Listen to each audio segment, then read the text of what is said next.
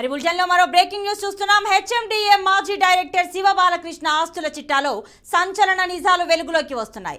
పలువురు ఐఏఎస్ అధికారులకు బాలకృష్ణ లబ్ధి చేకూర్చినట్లుగా గుర్తించారు. పలువురు ఐఏఎస్ అధికారుల ఆస్తి పత్రాలను కూడా ఏసీబీ స్వాధీనం చేసుకుంది. మాజీ సీఎస్ సోమేష్ కుమార్ కి సంబంధించిన పత్రాలు సైతం గుర్తించారు. సోమేష్ కుమార్ ఆస్తుల వ్యవహారంపై ఏసీబీ ప్రాథమిక విచారణ ప్రారంభమైంది. ప్రాథమిక విచారణ అనంతరం ఏసీబీ తన నివేదిక ఇవ్వనుంది. భారీ మొత్తంలో బినామీ పేర్లపై ఆస్తులను శివ బాలకృష్ణ కూడబెట్టారని తేల్చారు. శివ బాలకృష్ణ తమ్ముడు నవీన్ కుమార్, మరదలు భరత్ పేర్లపై ఆస్తులు ఉన్నట్లు గుర్తించారు. బినామీ పేర్లపైనే 70% పైగా ఆస్తులు ఉన్నట్లు తేల్చారు. ఇప్పటికే నవీన్ కుమార్ ను అరెస్ట్ చేశారు. మరో ముగ్గురిని అరెస్టుకు రంగం సిద్ధం చేశారు పోలీసులు. యాదాద్రిలో 66 ఎకరాలు, సిద్దిపేటలో 10 ఎకరాలు, జనగామలో 102 ఎకరాలు, నాగర్ కర్నూల్లో 30 ఎకరాలు, కొడకండ్లలో 48, రఘునాథపల్లిలో 28, జాఫర్గఢ్లో 50 ఎకరాల భూములు ఉన్నట్లుగా పత్రాలను స్వాధీనం చేసుకున్నారు. మరోవైపు ఇప్పటికే శివ బాలకృష్ణ ఆస్తులపై ఈడీ ఐటీ ఫోకస్ పెట్టింది. శివ బాలకృష్ణ ఎఫ్ఐఆర్తో పాటు ఆస్తుల వివరాలు ఈడీ ఐటీ కోరింది.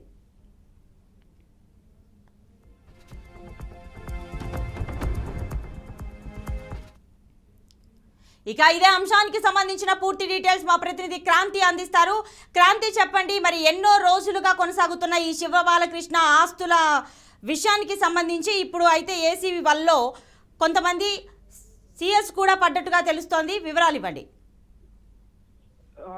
రైట్ ప్రతిభ, ప్రస్తుతానికి అంటే శివ బాలకృష్ణ గత కొంతకాలంగా అంటే దాదాపు 15-20 రోజుల నుంచి మాత్రం నమ్మలేని నిజాలు మాత్రం బయటపడుతున్నాయి ఒక్కొక్కటి. ఎందుకంటే శివ బాలకృష్ణతో పాటు పనిచేస్తున్న కొంతమంది ఐఏఎస్ అధికారులు కావచ్చు, ఐపీఎస్ అధికారులు కావచ్చు, దీంట్లో ఈ కేసులో మాత్రం చాలా కుమ్మక్కైనట్లు తెలుస్తుంది. ఎందుకంటే కొన్ని వందల ఎకరాలకు పైగా ఈ ఆస్తులు కూడబట్టినట్టు తెలుస్తుంది. ఎందుకంటే గత ప్రభుత్వంలో పనిచేస్తున్నప్పటి ఈ శివ బాలకృష్ణ కొంత ఆస్తుల విషయాల్లో కావచ్చు, ఎందుకంటే ఇటు చిలుకూరు బాలాజీ కావచ్చు, లేదు అంటే గచ్చిబౌలి కావచ్చు, బంజారాహిల్స్ జూబ్లీహిల్స్ లో మాత్రం కొన్ని వందల ఎకరాలకు పైగా ఇప్పటి వరకు అయితే బయటపడ్డాయి.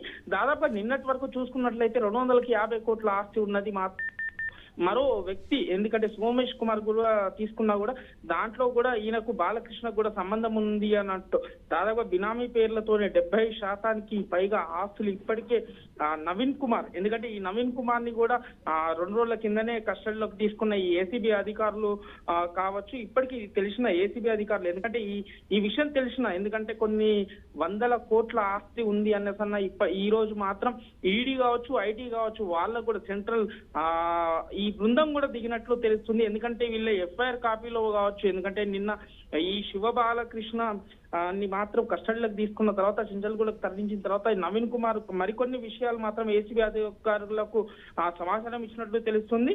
ఎందుకనంటే ఇటు మన సిద్దిపేటలో కావచ్చు, లేదు అని అంటే జనగాంలో కావచ్చు, నాగర్ కర్నూల్లో 30 ఎకరాలు అనుకుంటా, కొడంగల్లో మాత్రం 48 ఎకరాలు, రఘునాథ్పల్లిలో 28 ఎకరాలు అనుకుంటా, కొన్ని వేల కొద్ది ఎకరాలు మాత్రం బయటపడుతున్నాయి.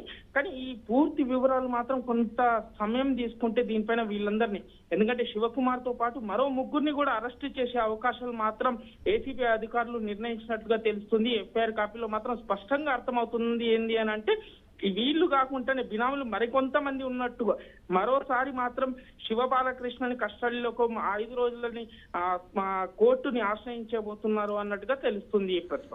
Right Kranthi, thank you.